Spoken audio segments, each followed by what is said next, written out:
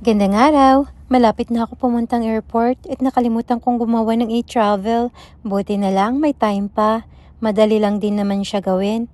Sa computer ko sana gawin, kaso need ng picture. Dati naalala ko hindi ako nag-picture sa e-travel. Ewan ko, nakalimutan ko na yung process dati. Mabilis naman gawin, all personal info at yung sa flight mo lang. Or kung may sakit ka, yung mga ganun lang.